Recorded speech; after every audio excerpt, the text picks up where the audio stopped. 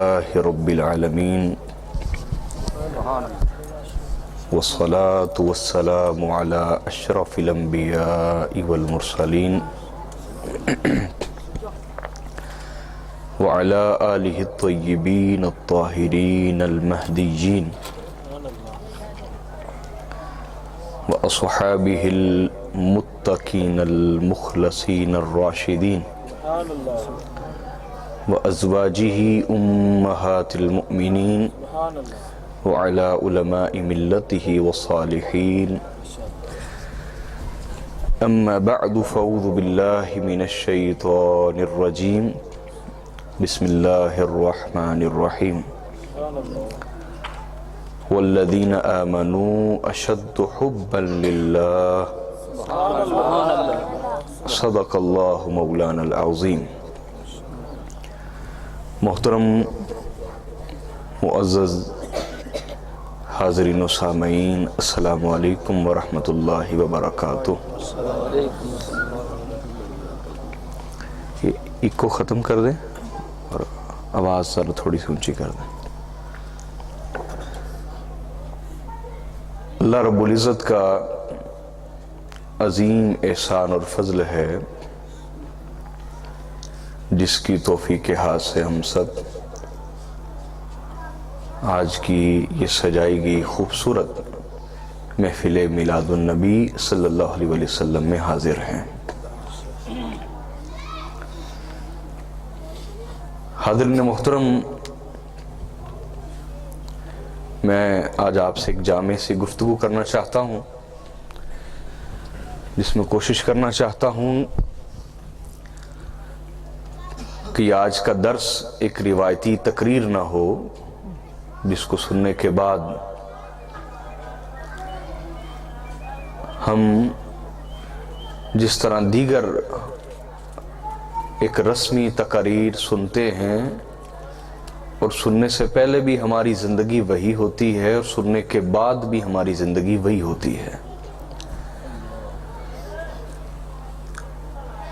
ہمارے اخلاق میں تبدیلی نہیں آتی اور ہمارے اندر روحانی اور دینی تبدیلی نہیں آتی۔ تو اگر یہ بدلاؤ انسان کے اندر نہیں آتا کسی بیان سے، درس سے، تو وہ چند لمحے کے لیے نیک محفل میں بیٹھنے کا تو اس کا اجر ہے، لیکن اس نے زندگی بھر اور مستقل آپ کو کوئی فائدہ نہیں دیا، مستقل کوئی فائدہ دیا نہیں ہے۔ تو میں یہ چاہتا ہوں کہ میں آپ کے سامنے ایک جامع سی گفتگو رکھوں اور اس کے ذریعے سے ہم اپنی کمزوریوں کی اصلاح کریں۔ حاضرین محترم،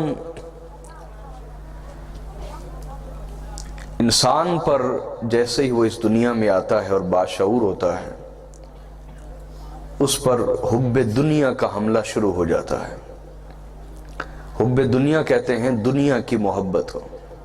کس کو بولیے؟ دنیا کی محبت۔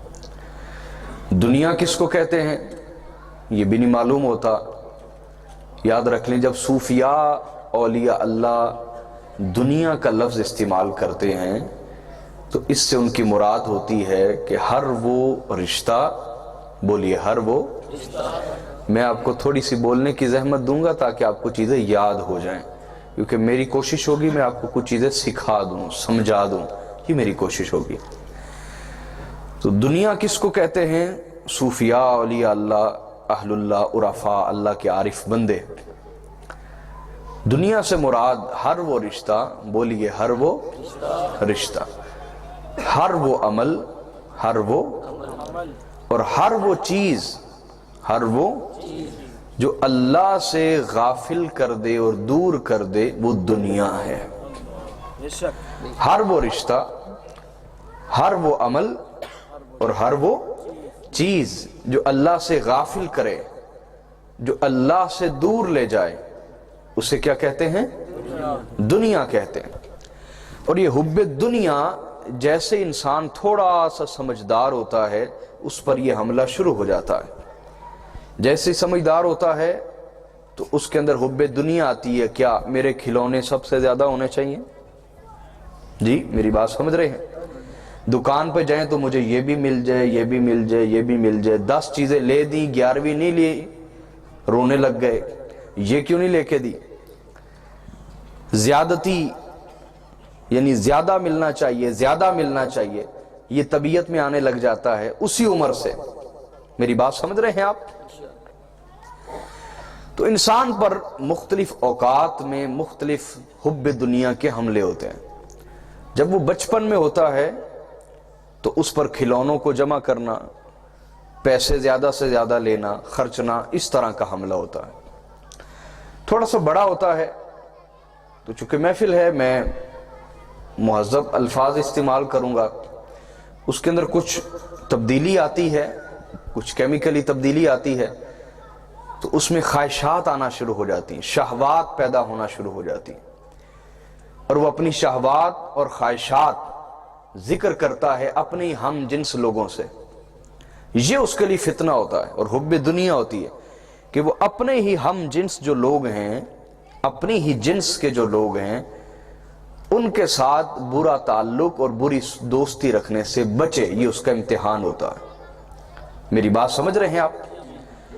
उससे बड़ी उम्र में जाता है तो उसके अंदर जो मुखालिफ जिन्स होती है, यानी मर्द है तो औरत और औरत है तो मर्द, उसके हवाले से उसका फितना शुरू हो जाता है। फितना से मेरी मुराद यहाँ आजमाइश है। अरबी जुबान का ये लफ्ज़ फितना, इसका माना हम फसाद के लिए भी इस्तेमाल करते हैं और आजमाइश के माना में भी इस्तेमाल होता है। तो उसका फितना ये हो जाता है, यानी जितने बच्चे जो नौजवानी की उम्र से निकल के जवानी में दाखिल हो चुके हैं, नौजवानी और जवानी में फर्क होता है। नौ कहते हैं नई या नया, नौजवानी यानी जवानी नई नई आई है, ये माना होता है नौजवानी का। क्या माना होता है? यानी नई नई जवानी आई है। नौजवान और जवान ये दो अलग लफ्ज हैं। 10-12 साल से लेकर 18-20 साल की उम्र तक उसको नौजवान कहा जाएगा, और जैसे ये उम्र क्रॉस करेगा तो उसको जवान कहा जाएगा। मेरी बात समझ के 35 साल की उम्र तक उसको जवान कहा जाएगा। समझ गए बात या नहीं समझे? नौजवान और जवान में फर्क पता चला है जी? हो सकता है ये आपको लफ्ज ना माना पता हो और आप दोनों अल्फाज एक के लिए इस्तेमाल कर रहे हो। तो उसके अंदर यह तब्दीली आती है।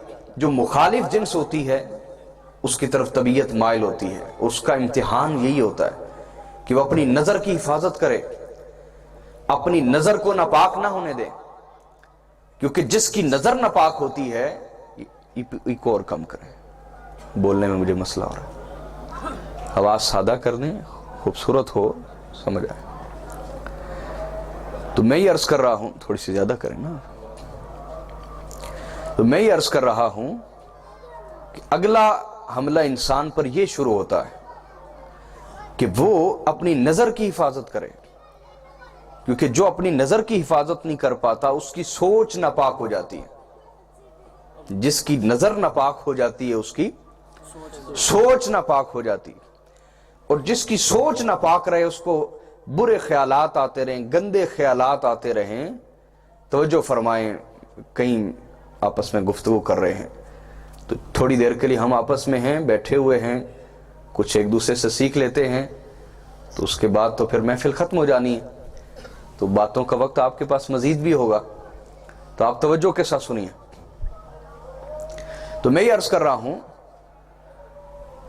कि इंसान पर अगला हमला ये होता है कि वो अपनी नजर पाक रखे। अगर उसकी नजर नापाक हो गई उसकी सोच नापाक हो जाएगी, और अगर सोच नापाक हो गई तो बड़ा मुश्किल है कि उसका किरदार पाक रहे।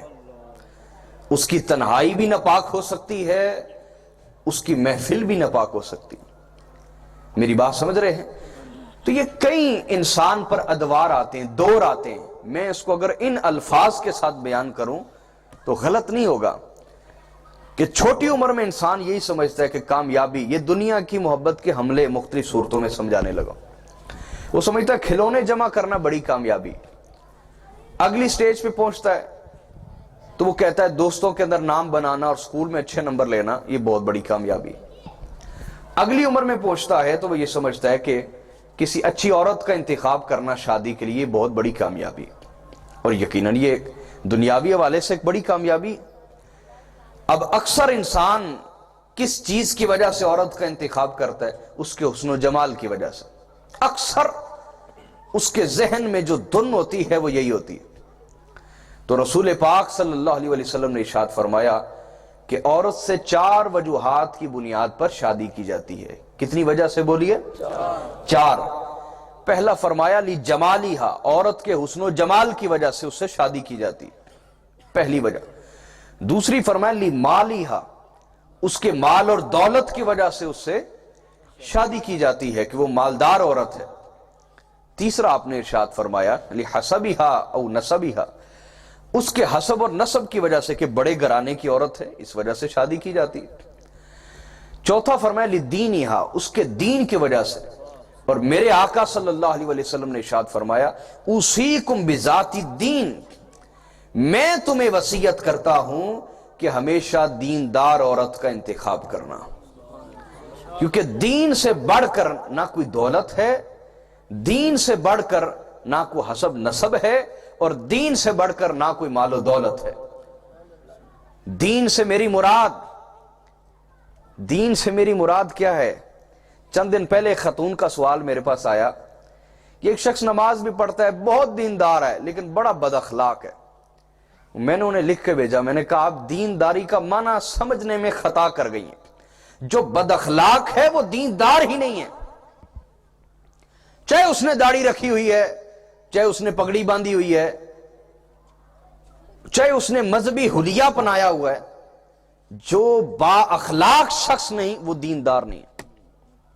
میری بات سمجھ رہے ہیں آپ؟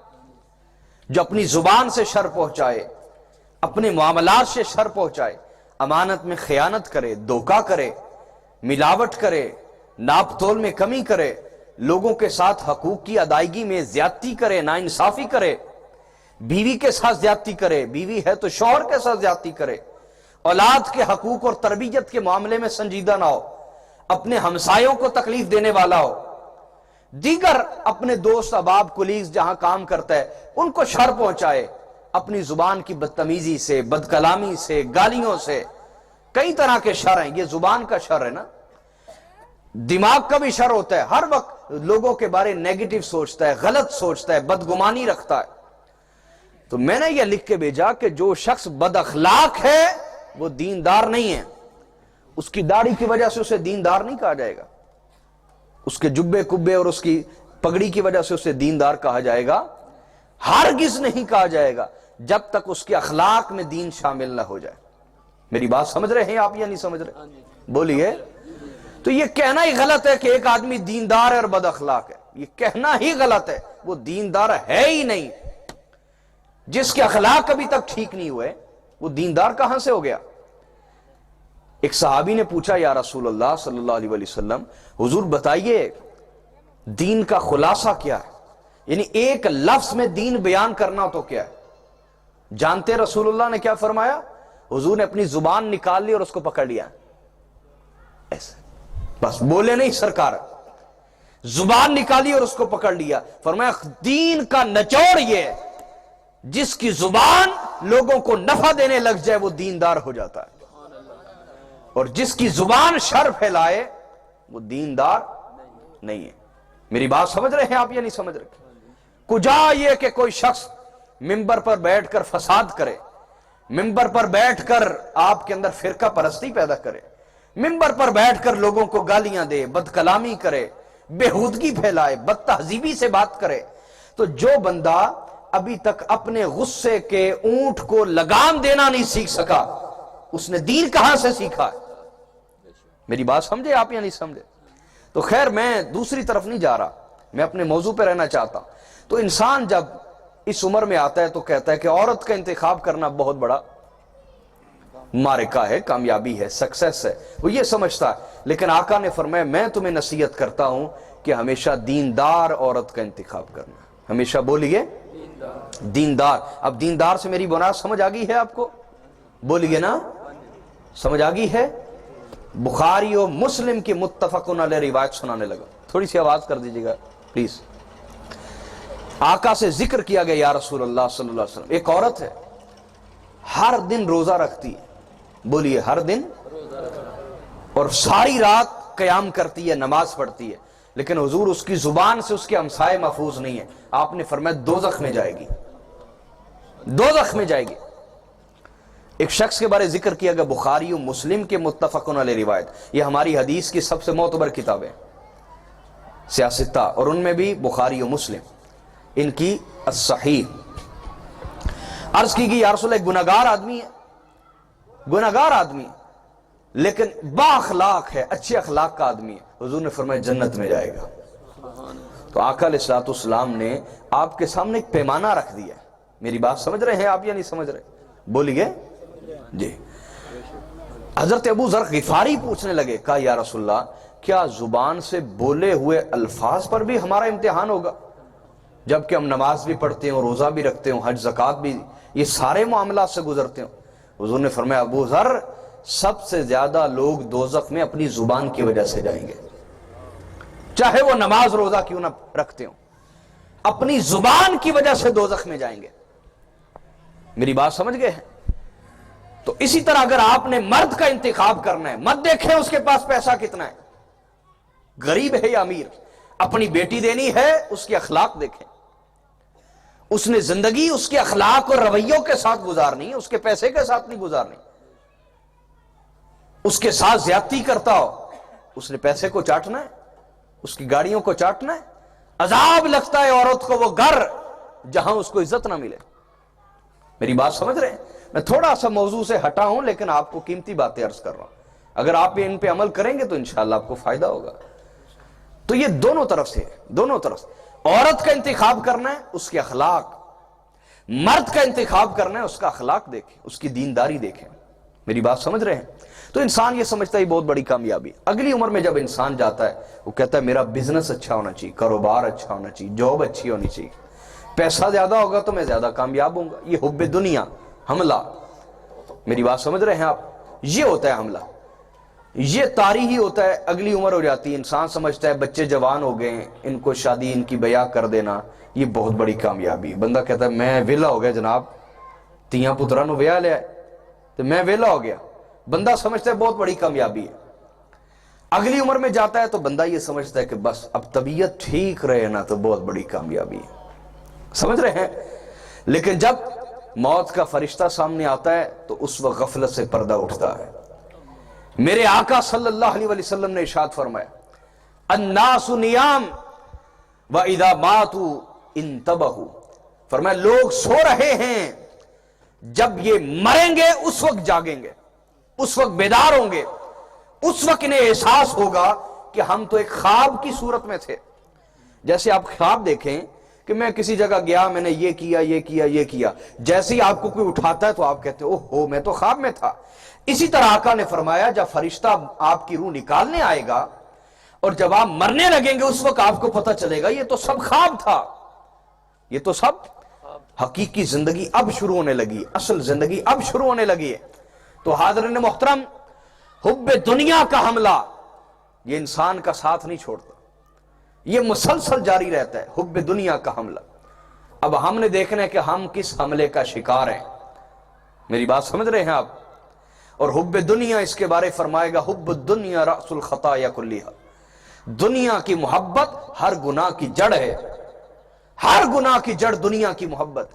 یہ آپ سے ہر گناہ کروا لیتی ہے, ہر گناہ آپ سے حب دنیا کرواتی ہے.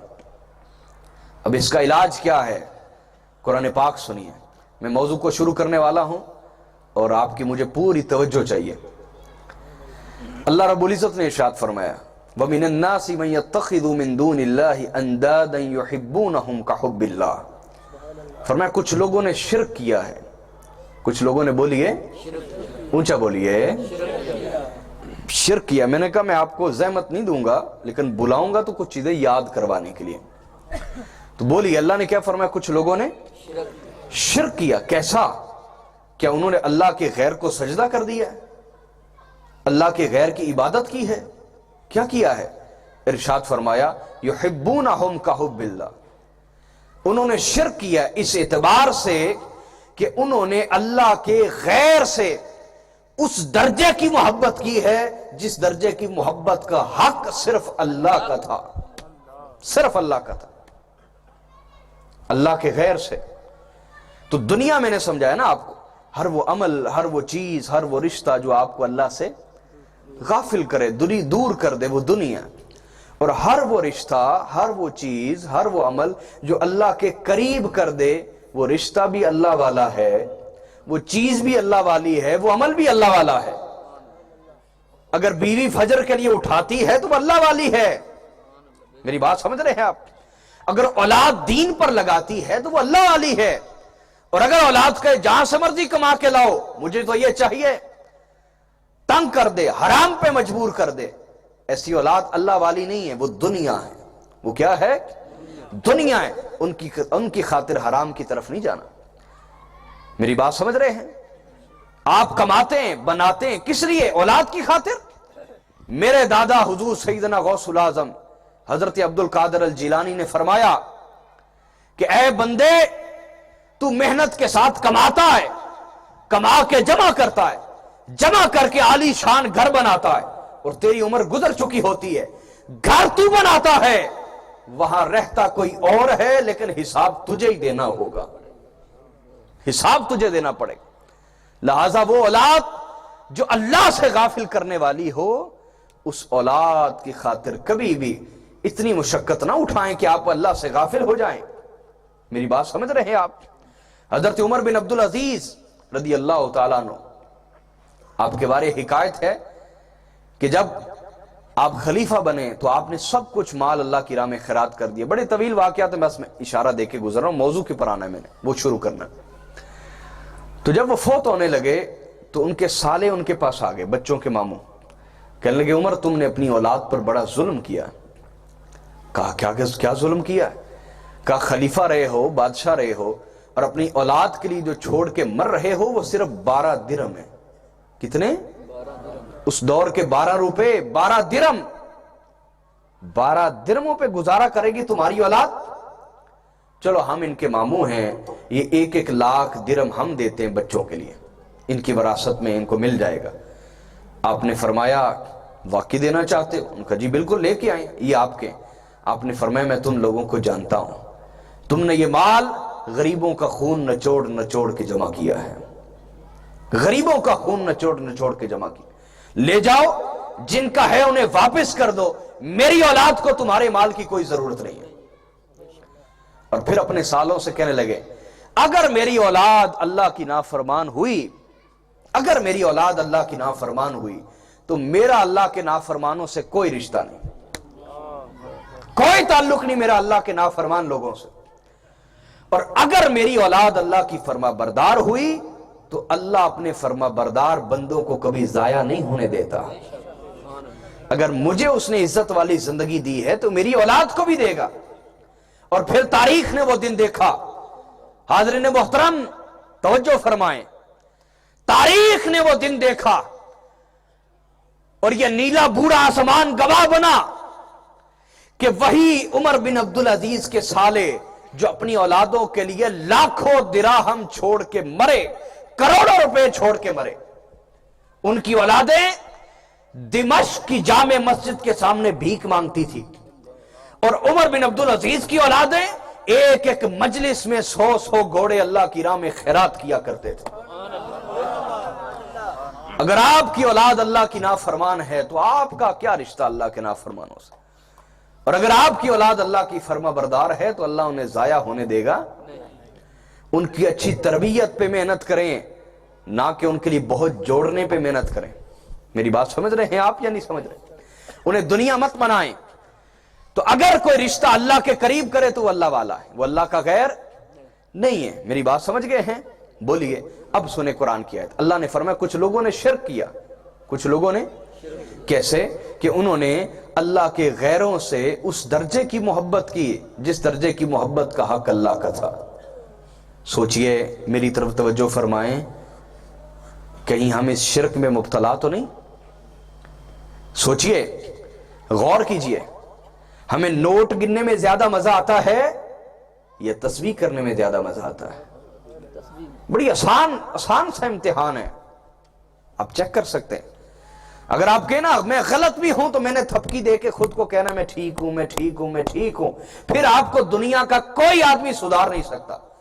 اور اگر آپ کے اندر احساس ہو کہ میں غلط راستے پہ جا رہا ہوں اور میں سدھرنا چاہتا ہوں، پھر کسی کی بھی معمولی سی نصیحت آپ کی زندگی بدل سکتی ہے۔ تو اپنے آپ کو تھپکی مت دیں، اپنے آپ کو تسلی مت دیں اگر آپ غلط راستے پہ جا رہے ہیں، خود پر نصیحت کا دروازہ کھولیں، نصیحت کا دروازہ بند مت کریں۔ میری بات سمجھ رہے ہیں آپ دیکھیں اپنے آپ کو، پیسے گننے میں زیادہ مزہ آتا ہے یا تسبیح کرنے میں؟ قرآن پڑھنے میں زیادہ مزہ آتا ہے یا دنیاوی تبصرے، ٹی وی کے اوپر فلمیں، ڈرامے، موبائل کے اوپر سوشل میڈیا کا استعمال؟ دیکھیے آپ، توجہ کیجیے، رزق حلال گھر میں لانے کا زیادہ مزہ آتا ہے، چاہے وہ تھوڑا ہی ہو، گزارے کے لائق کیوں نہ ہو، یا رزق حرام لانے کا مزہ آتا ہے، وہ بوریوں کی صورت میں کیوں نہ ہو؟ غور کیجیے، میری بات سمجھ رہے ہیں؟ حلال سے بنائی ہوئی جھونپڑی میں زیادہ مزہ آ رہا ہے یا حرام سے بنانے کے لیے کوٹھی کا کوئی ذہن ہے؟ آپ بڑی آسانی سے اپنا امتحان کر سکتے ہیں۔ آپ نکاح کے لیے آپ کا دل چاہتا ہے یا زنا کے لیے دل چاہتا ہے؟ آپ بڑی آسانی سے اپنا امتحان کر سکتے ہیں۔ میں ہر عمر کا امتحان ذکر کرنا، ہر عمر کا امتحان، یہ نوجوانوں کا امتحان ہے۔ وہ غور کرے، اگر ان کے دل کے اندر تمنا ہے، اگر وہ پلان بنا رہے ہیں زنا کے، بدکاری کے، اور ان کے اندر تمنا ہے کہ ہمیں بھی موقع ملتا، ہم یورپ میں جاتے، عیاشی کرتے، فحاشی کرتے، تو یاد رکھ لیں وہ کرنے والے اور یہ ارادہ کرنے والے دونوں برابر ہیں۔ انہیں موقع نہیں مل رہا، ورنہ وہ اسی گمراہی کا شکار ہوتے جو اس گمراہی کا شکار وہ لوگ ہیں۔ میری بات سمجھ رہے ہیں آپ یا نہیں سمجھ رہے؟ تو یہ دونوں اللہ کے ہاں برابر ہیں، دونوں اللہ کے ہاں۔ یہ حدیث ہے جس کا میں خلاصہ سنا رہا ہوں۔ تو ہر بندہ اپنے اوپر غور کرے، اپنے اوپر غور کرے کہ میں اس شرک میں مبتلا تو نہیں، کہیں اللہ کے غیر کی محبت میرے اندر زیادہ تو نہیں آ گئی؟ اگر زیادہ آ چکی ہے، اللہ سے زیادہ آ چکی، ایک اور امتحان دے دیتا ہوں سادہ سا، جہاں محبت ہو وہاں جان قربان کرنا بھی بڑا آسان ہوتا ہے۔ تو ذرا سوچیں، کیا نماز پڑھنا آسان لگتا ہے؟ ہائے ہائے ہائے ہائے، غور کیجئے، غور کیجئے۔ اس کا مطلب اسی طرح اللہ کا حکم ماننا آسان لگتا ہے؟ نہیں لگتا۔ حق سچ یہی ہے، ہمیں آسان نہیں لگتا۔ جو اللہ نے حق اپنے مقرر کیا، حقوق اللہ، کیا وہ ادا کرتے ہوئے آسانی محسوس ہوتی ہے یا دل بڑا بوجھل اور تنگی محسوس کرتا ہے؟ جو بندوں کے حقوق مقرر کیے ہیں وہ پورے کرتے ہوئے طبیعت میں آسانی آتی ہے یا مشکل؟ سوچے نا، اپنا حق لیتے ہوئے زیادہ مزہ آتا ہے یا کسی کو حق دیتے ہوئے زیادہ مزہ آتا ہے؟ سوچے نا، بیوی سے خدمت کرانے کا زیادہ مزہ آتا ہے یا بیوی کا کوئی حق پورا کرنے میں زیادہ مزہ آتا ہے؟ سارے معاملات پہ غور کر لیں، میں نے آپ کے سامنے خلاصہ رکھ دیا، اور میں سچ بولنے جا رہا ہوں، چاہے کوئی مانے یا نہ مانے، ہم اللہ کے غیر کی محبت میں مبتلا ہیں۔ یہ سچ ہے، یہ سچ ہے۔ تو میرے بھائیوں، آج میں تھوڑا سا جگانے آیا ہوں۔ میرے خطاب سے آپ نہ بھی راضی ہوں تو مجھے فرق نہیں پڑے گا، میں جس مقصد کے لیے آیا ہوں وہ مقصد پورا ہو جائے گا، وہ ہے اللہ کی رضا اور اللہ کا پیغام آپ تک پہنچانا۔ جان لیجیے، اللہ نے فرمایا ان اللہ لا یغفر ان یشرک بہ، بے شک اللہ کبھی شرک کو معاف نہیں کرے گا، کبھی شرک کو معاف نہیں کرے گا۔ شرک کے سوا جس گناہ کو چاہے معاف کر دے۔ تو اللہ کا حق ہے کہ سب سے زیادہ اس سے محبت کی جائے، اللہ کا حق ہے کہ اس کے شوق میں رہا جائے، اللہ کا حق ہے کہ اس کے دیدار کی طلب میں زندگی گزاری جائے، اللہ کا حق ہے کہ اس کے دیدار کے لیے آنکھوں کو تیار کیا جائے اور ان آنکھوں کو حرام نہ دکھایا جائے، اللہ کا حق ہے ان کانوں کو اس کا کلام سننے کے لیے تیار کیا جائے اور ان کانوں کو حرام نہ سنایا جائے، اللہ کا حق ہے کہ یہ دل کا برتن ہر طرح کے عیب سے پاک کیا جائے، اس کو دھویا جائے، اس کو حسد سے دھویا جائے، اس کو ہر طرح کی نفرت سے پاک کر دیا جائے، حسد سے پاک کر دیا جائے، تکبر سے پاک کر دیا جائے، ہر طرح کے ظلم، سفاکیت، نفرت، بغض، عناد سے پاک کر دیا جائے، ریاکاری سے پاک کر دیا جائے، دنیا کی ناپاک محبتوں، لذتوں، خواہشوں، شہوتوں سے پاک کر دیا جائے اور اس دل کو اللہ کے سامنے پیش کر دیا جائے اور کہا جائے مالک میں نے اپنے دل کے برتن کو جہاں تک کر سکتا تھا پاک کر دیا ہے، اب یہ دل مالک تیری حاضری کے لیے حاضر ہے، اس دل میں اپنی محبت کو ڈال دے اور اس دل کو اپنی محبت کا عاشق بنا دے۔ اللہ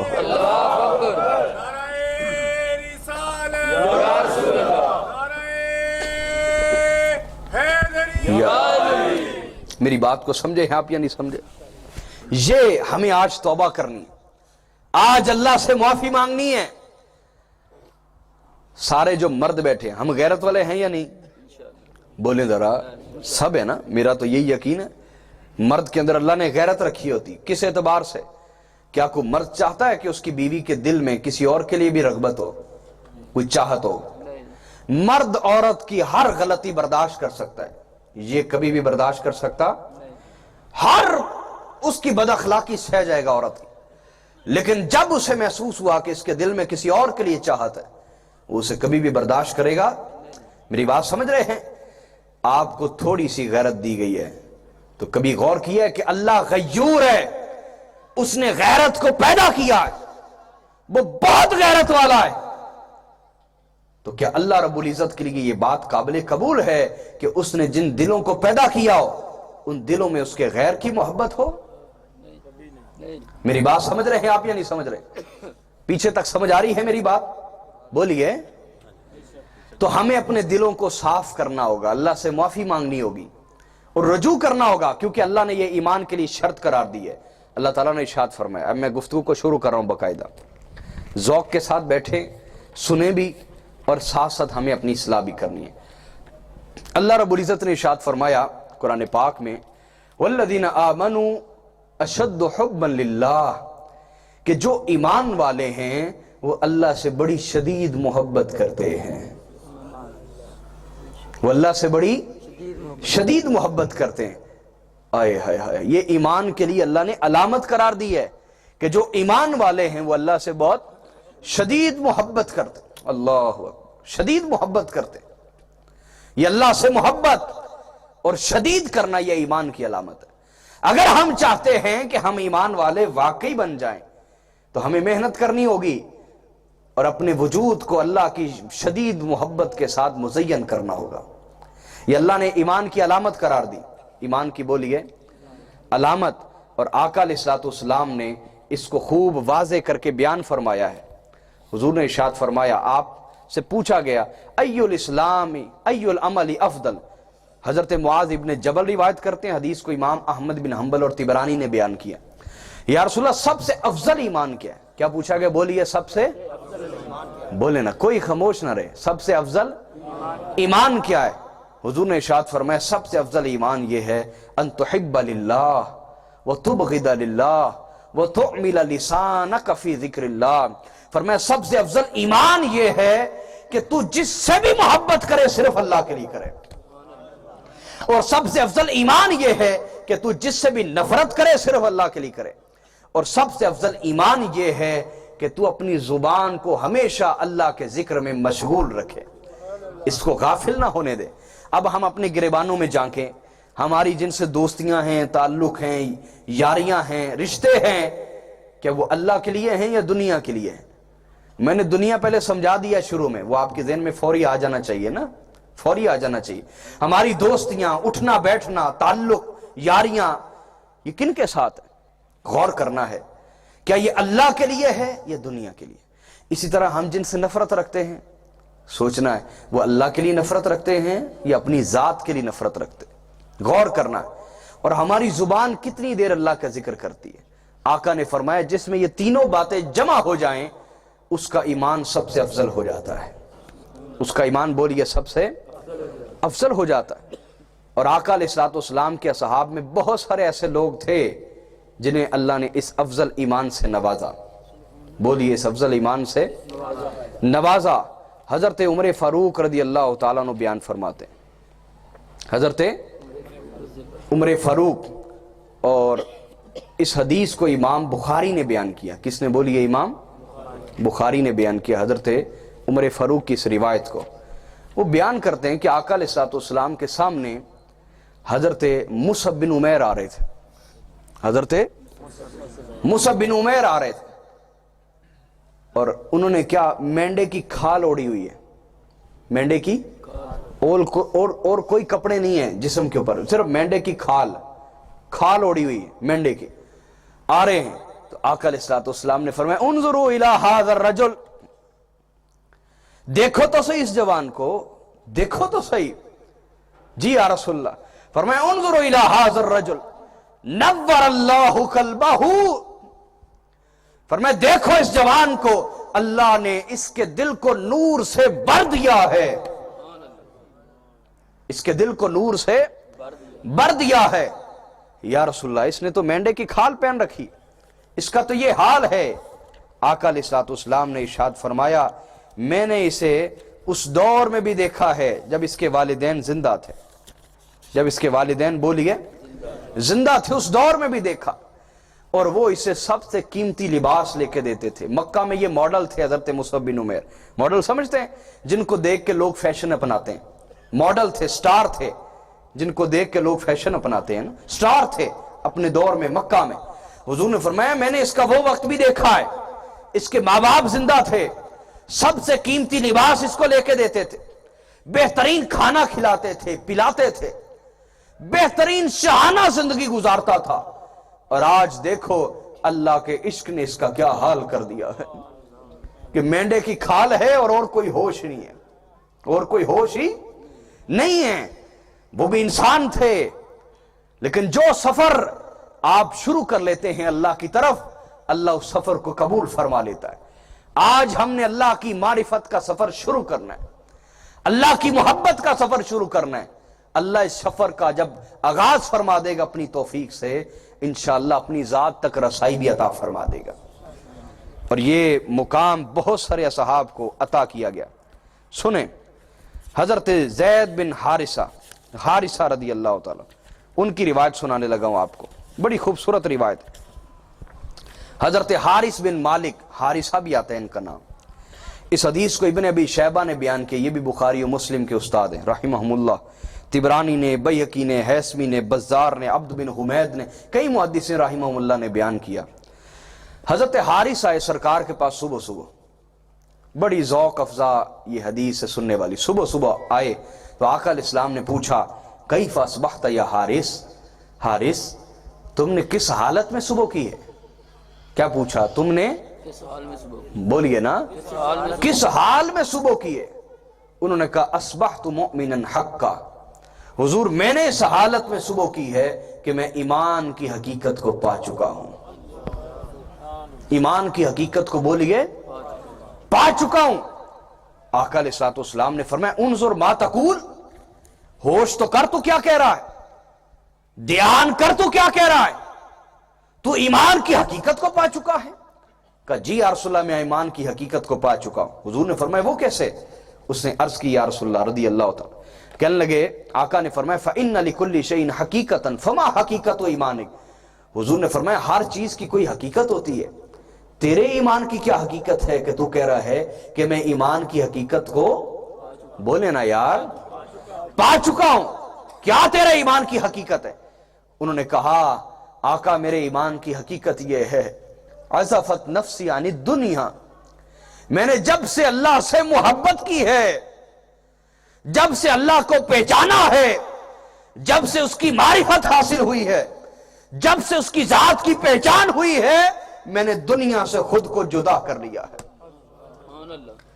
اب میں کوئی ایسا کام نہیں کرتا جو مجھے اس سے غافل کر دے، کوئی ایسی چیز کے ساتھ میرا تعلق نہیں جو مجھے اس سے غافل کر دے، کسی ایسے کے ساتھ اٹھنا بیٹھنا نہیں جو اس سے غافل کر دے۔ جب سے اللہ کو پہچانا ہے میں نے خود کو دنیا سے جدا کر لیا ہے، میں نے خود کو دنیا سے، اس سے مراد یہ نہیں کہ رہبانیت، اسلام میں لا رہبانیت فی الاسلام، اسلام میں کوئی رہبانیت نہیں کہ ہم سب کو چھوڑ کے جنگلوں کی طرف چلے، نہیں۔ اس کا کیا طریقہ ہے؟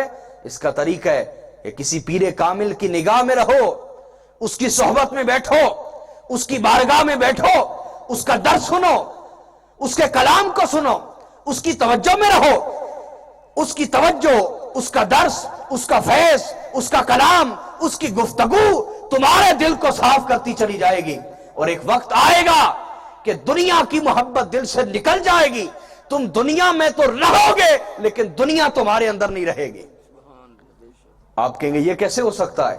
یہ بالکل ایسے ہی ہے جیسے کشتی پانی میں ہوتی ہے لیکن پانی کشتی میں نہیں ہوتا، تبھی تو تیر رہی ہوتی ہے، اور اگر پانی کشتی میں آ جائے تو پھر کشتی تیر سکتی، ڈوب جائے گی۔ تو یہی مثال ہے اگر اللہ کے غیر کی محبت دل میں رکھیں گے تو یاد رکھ لیں پھر کشتی ایمان ڈوب جائے گی۔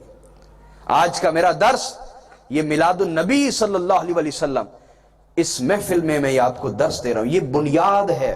یہ کیا ہے؟ اگر اللہ سے محبت سچی نہیں، رسول سے محبت کیسے ہو سکتی؟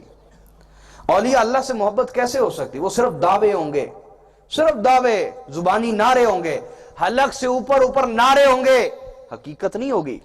اس لیے میں سب سے پہلے جہاں سے گفتگو شروع کی ہے وہ ہے بنیاد۔ ہم رسول اللہ سے عشق کیوں کرتے ہیں؟ اللہ کی محبت کی وجہ سے۔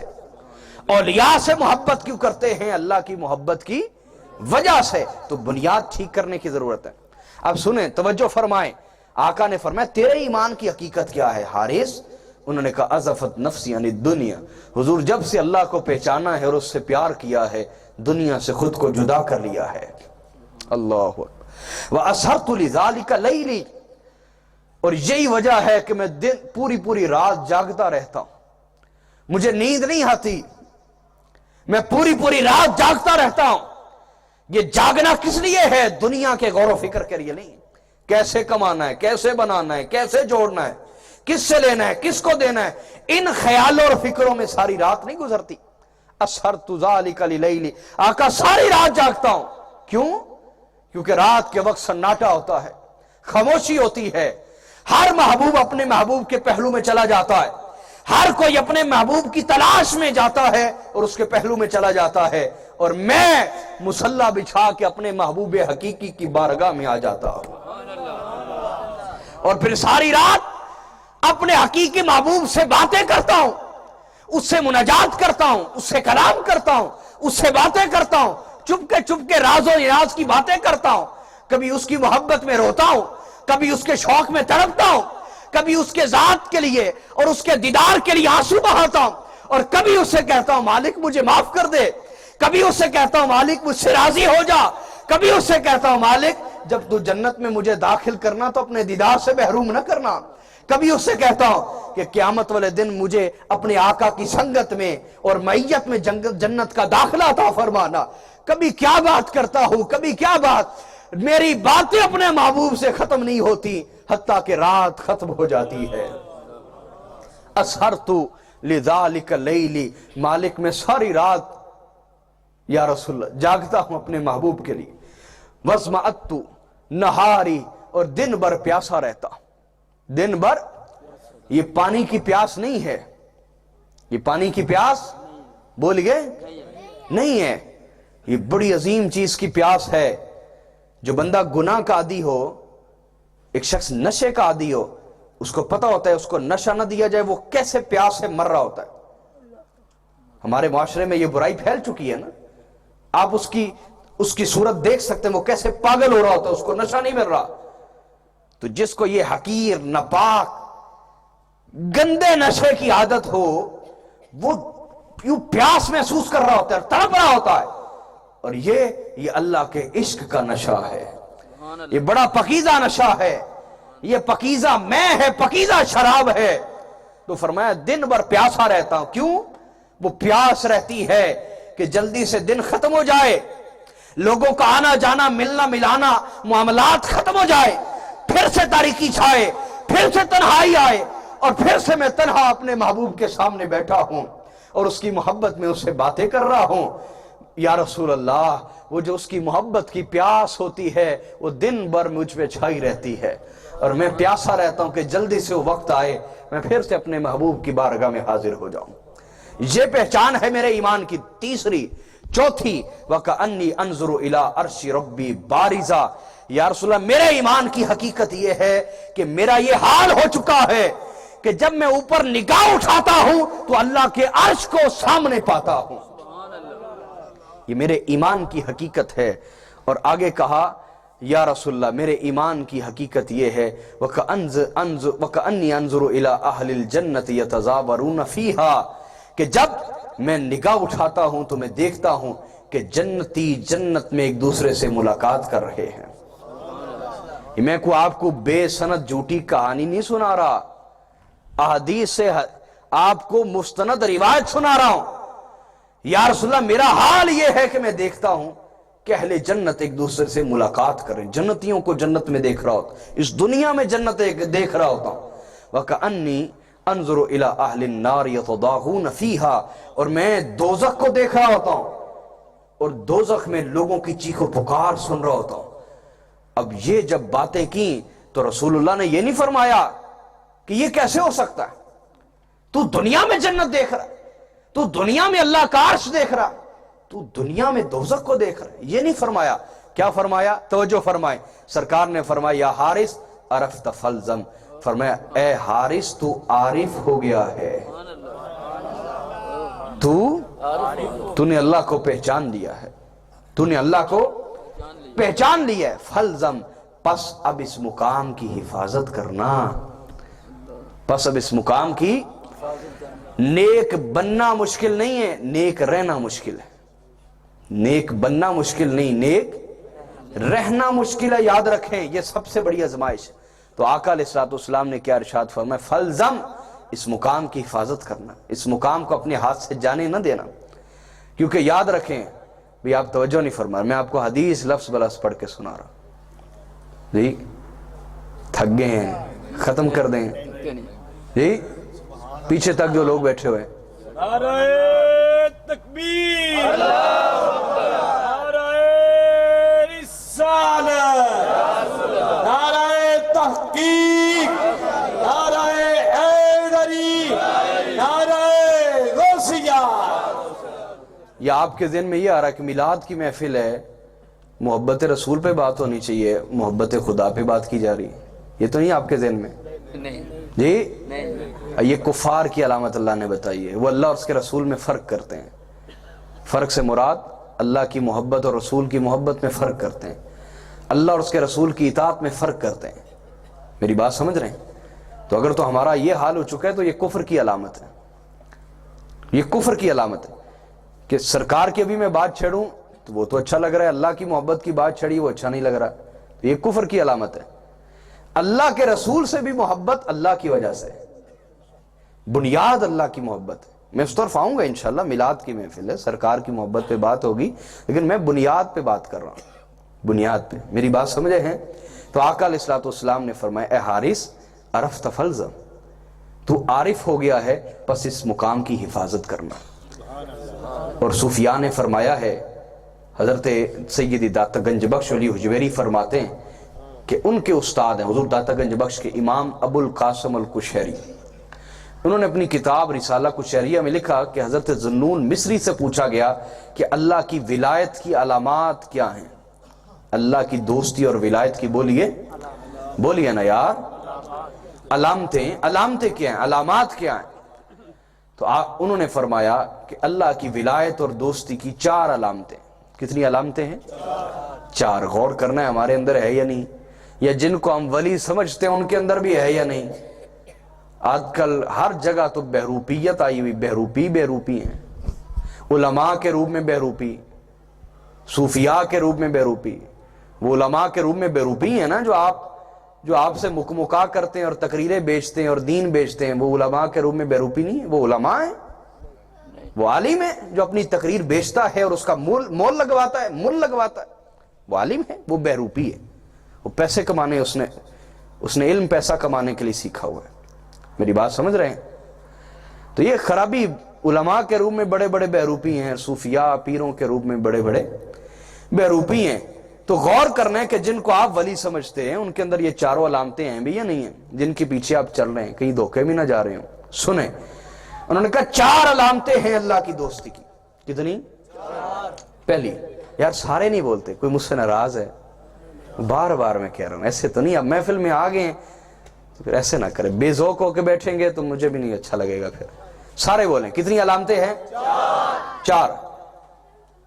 پہلی فرمایا حب الجلیل، اللہ کی دوستی کی پہلی علامت یہ ہے کہ وہ اللہ سے شدید محبت کرتا ہوگا، اللہ سے شدید، ہائے ہائے ہائے، بڑی شدید محبت کرتا ہوگا۔ کیسی؟ جیسے حضرت ابراہیم علیہ السلام نے کی کہ آپ کے پاس 1000 بکریوں کا ریوڑ ہے اور خانہ کعبہ کا طواف کر رہے ہیں، تو جبرائیل علیہ السلام نے عرض کی کہ یا اللہ تو نے ابراہیم کو اپنا خلیل بنایا ہے، کیوں بنایا ہے؟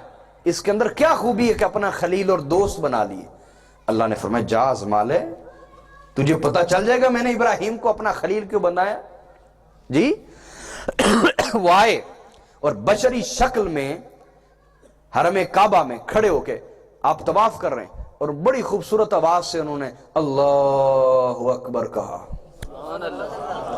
اب ہمارے لیے تو اللہ اکبر ہے، ہم تو روزانہ سنتے ہیں، کوئی حرکت برکت ہی نہیں ہوتی دل کے اندر، لیکن جو عاشق ہوتا ہے اس سے پوچھے محبوب کا نام کیا ہوتا ہے؟ جی مجنو تھا نا، مجنو قیس، یہ جھوٹی کہانیاں نہیں ہیں قیس کی، لیلا مجنو کی۔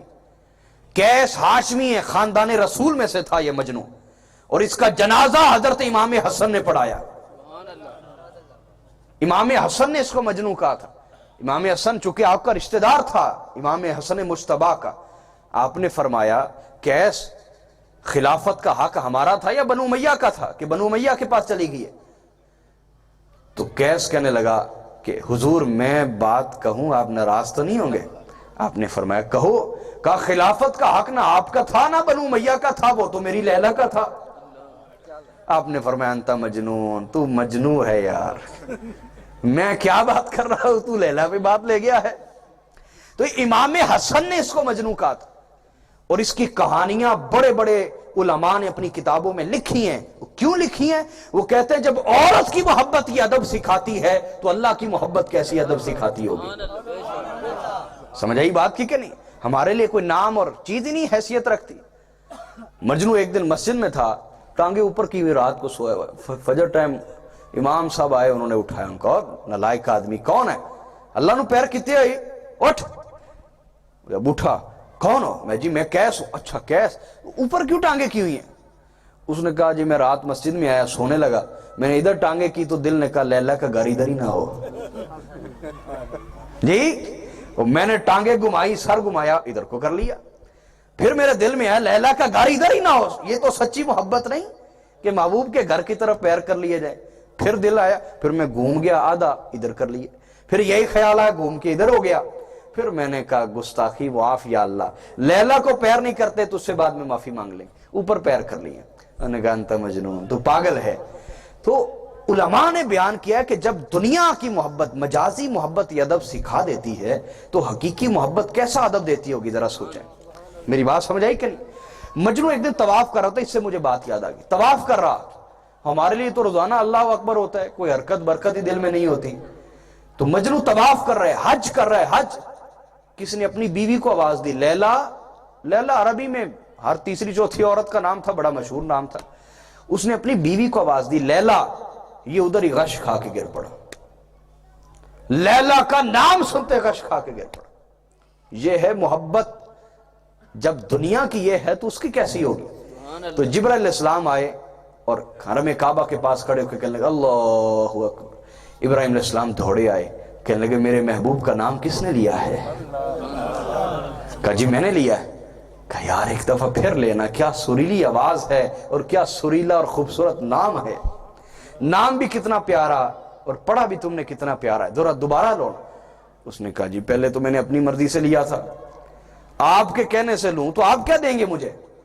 آپ نے فرمایا یہ دیکھو یہ 1000 بکریوں کا ریوڑ ہے، 500 تم لے جانا، ایک دفعہ محبوب کا نام سنا دو۔ حضرت جبرائیل علیہ السلام، کیا آواز میں جادو ہوگا، فرشتوں کے استاد جبرائیل علیہ السلام کی آواز ہو ہیں۔ پھر پڑھا اللہ اکبر، پھر مستی میں رہے، ایک کیف میں رہے، سرور میں رہے، ہوش آیا تو کہنے لگے، وہ جانے لگے، پھر پکڑ لی۔ کہا یار ایک دفعہ پھر سنا دو نا۔ کہا اچھا پہلے تو 500 بکریاں دے دی، اب کیا دیں گے؟ کہا جو باقی بچی ہیں وہ بھی لے جانا، محبوب کا نام ہی سنا دو، محبوب کا نام سنا دو۔ پھر اللہ اکبر کا، پھر ایک کیف رہا ابراہیم علیہ السلام پہ، جب وہ جانے لگے پھر پکڑ لیے۔ کہا جی ایک دفعہ پھر سنا دیں۔ کہا اب کیا دیں گے؟ ساری بکریاں دے دی ہیں۔ کہا اتنا بڑا ریور ہے اور ان کو چرانے کے لیے کوئی چرواہا بھی چاہیے کہ نہیں چاہیے؟ کہا جی چاہیے۔ کہا مجھے چرواہا رکھ لو، میں تمہاری بکریاں چراتا رہوں گا، تم مجھے محبوب کا نام سناتے رہنا۔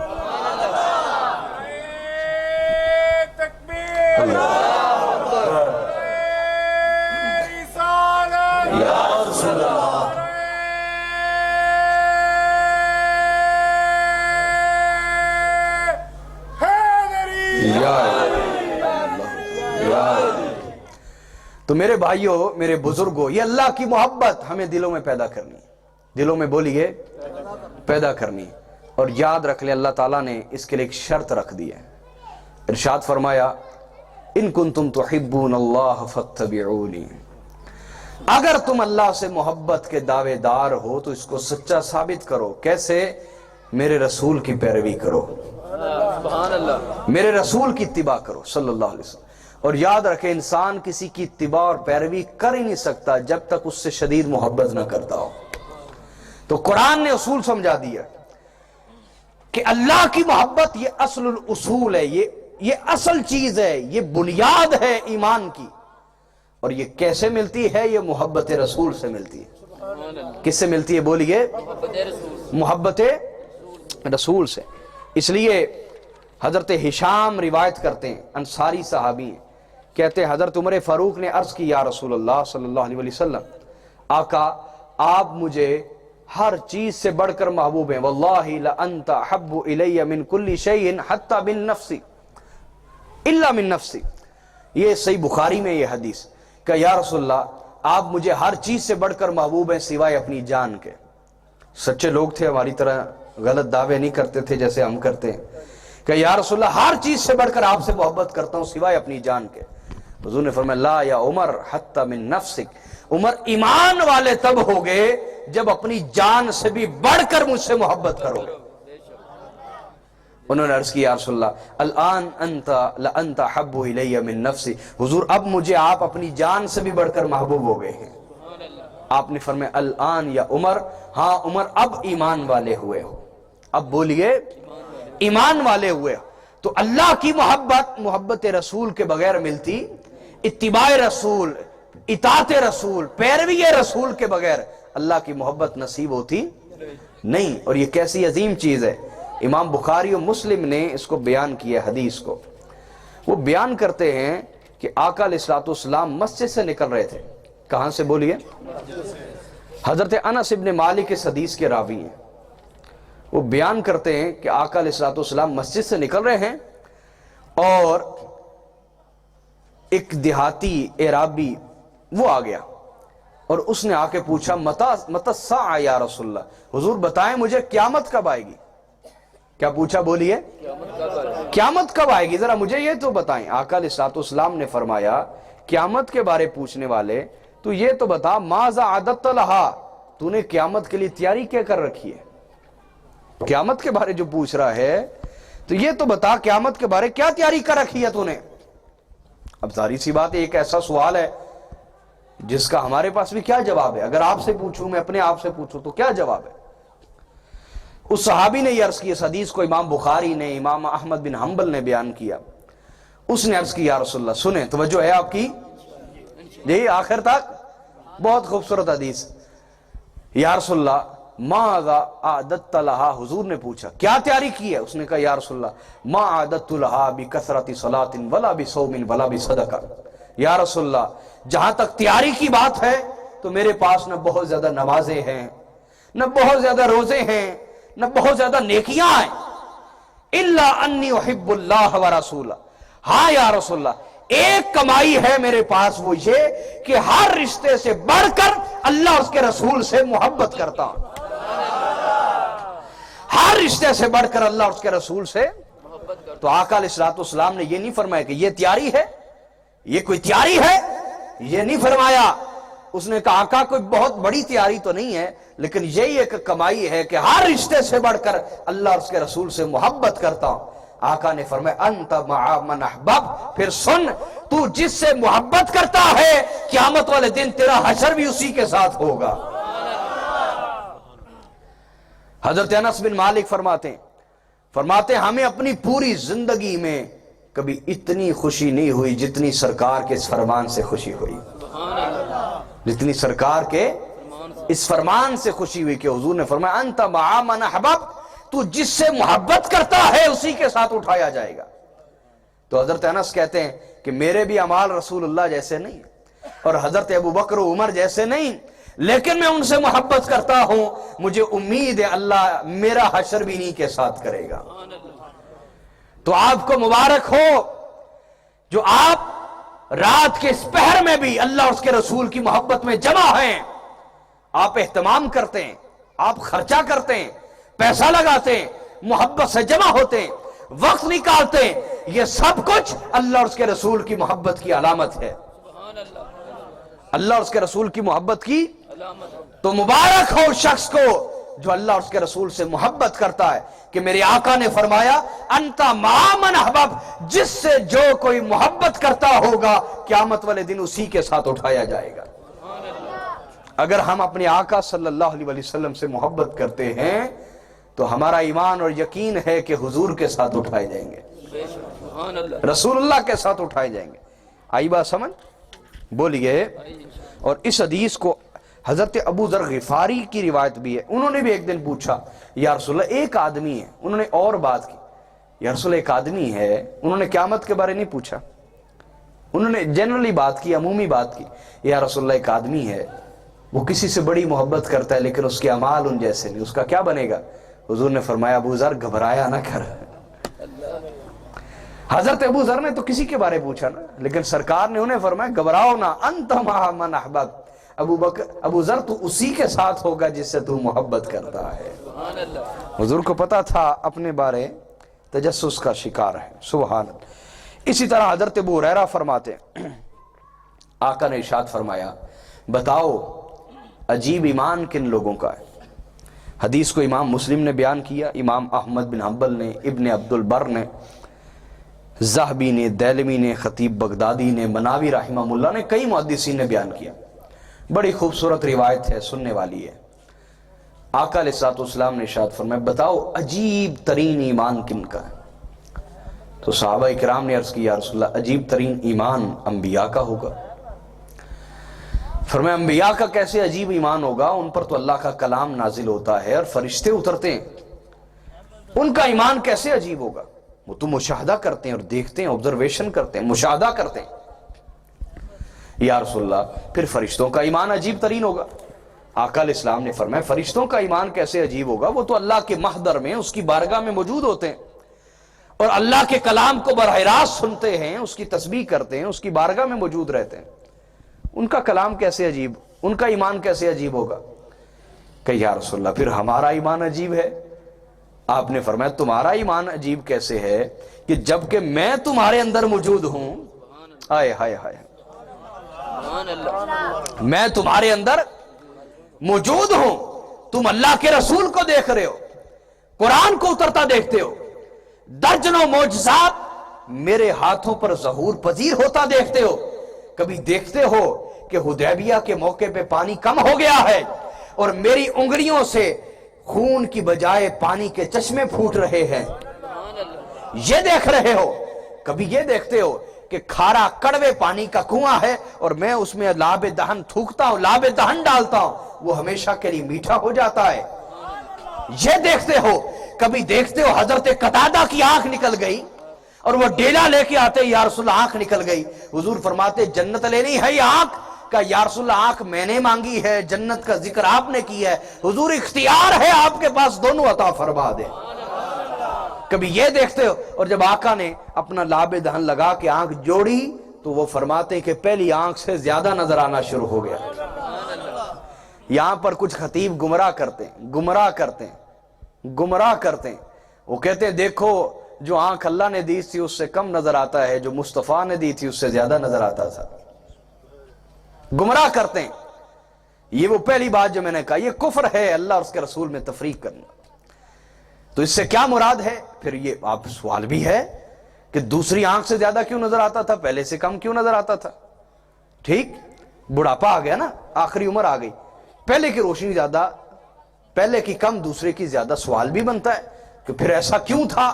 ہاں میں نے اس پہ غور و فکر کیا تو اللہ نے میرے دل میں یہ بات ڈالی کہ یہ سادہ سی بات ہے کہ پہلی آنکھ اور دوسری آنکھ دونوں اللہ نے ہی دی ہیں، دونوں بولیے اللہ نے دی، پہلی آنکھ بھی اللہ نے دی اور دوسری آنکھ بھی اللہ نے دی، لیکن فرق یہ تھا کہ پہلی آنکھ ماں باپ کے وسیلہ سے ملی تھی اور دوسری آنکھ مصطفیٰ کے وسیلہ سے ملی تھی۔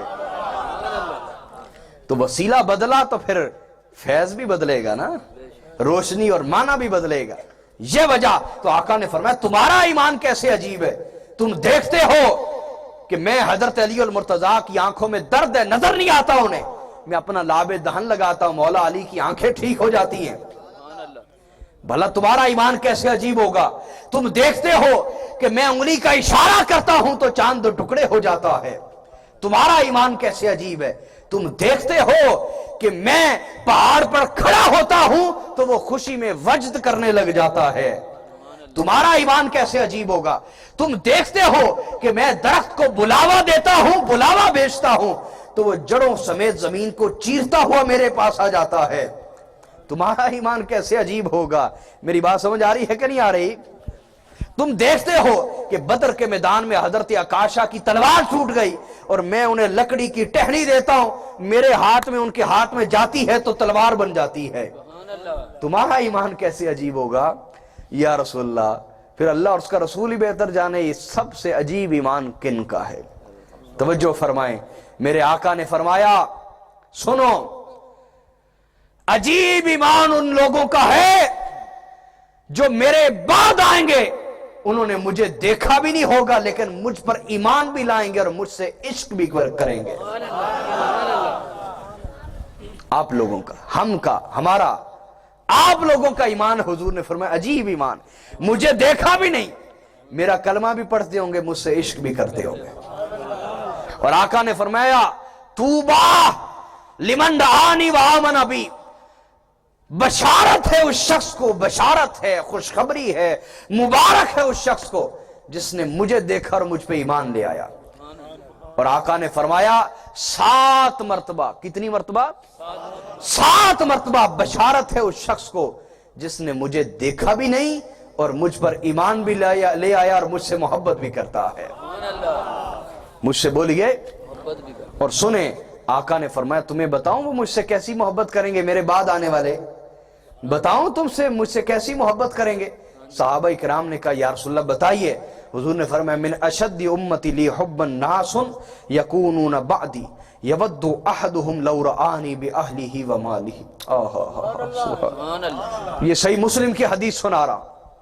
آقا نے ارشاد فرمایا شدید ترین مجھ سے محبت وہ لوگ کریں گے جو میرے بعد آئیں گے اور مجھ سے اتنا عشق کریں گے کہ کہیں گے الہی کاش ہمارا سارا مال قربان ہو جائے، اہل و عیال قربان ہو جائیں، بس ایک دفعہ چہرہ مصطفیٰ کی زیارت ہو جائے۔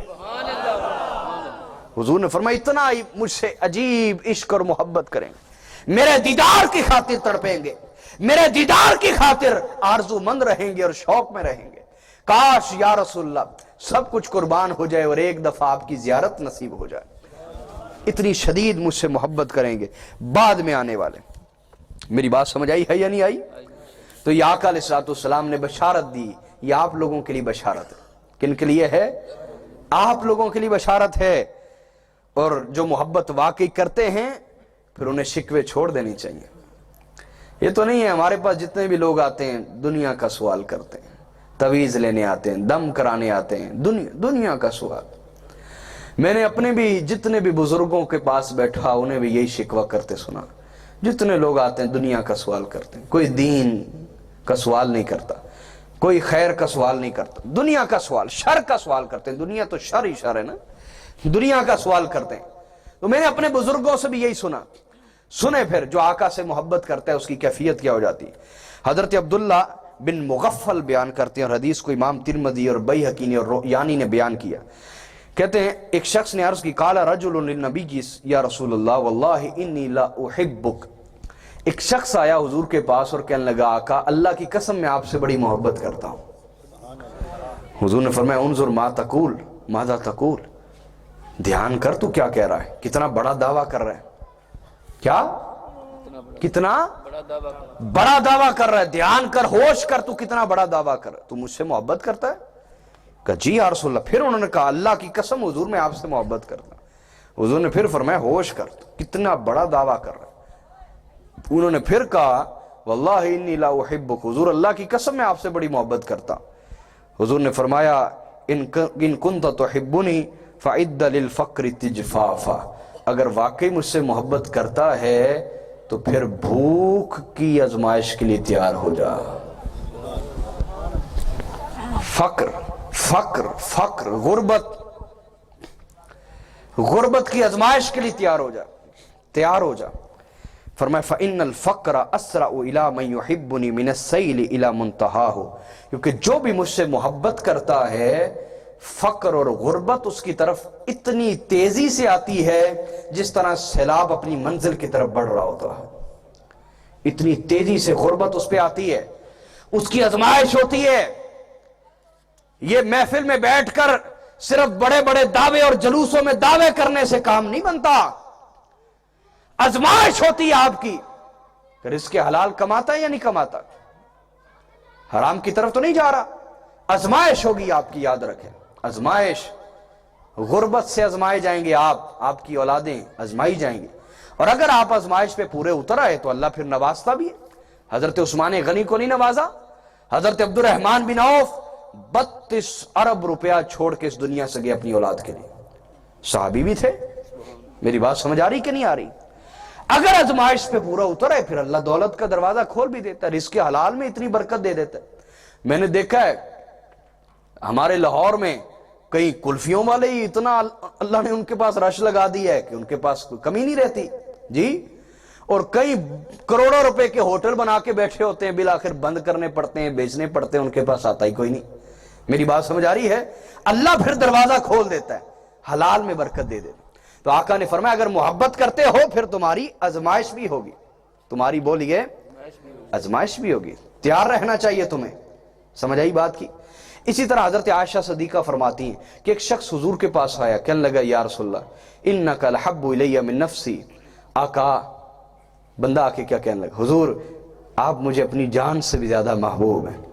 حضور میں آپ سے بڑی محبت کرتا ہوں, اپنی جان سے بھی زیادہ, من اہلی اپنے گھر والوں سے بھی زیادہ کرتا ہوں حضور آپ سے محبت, ومن ولدی اور اپنی اولاد سے بھی زیادہ کرتا ہوں, وانی لاکون فی البیت فاذکرک حضور جب میں اپنے گھر جاتا ہوں صرف آپ کو یاد کرتا رہتا ہوں.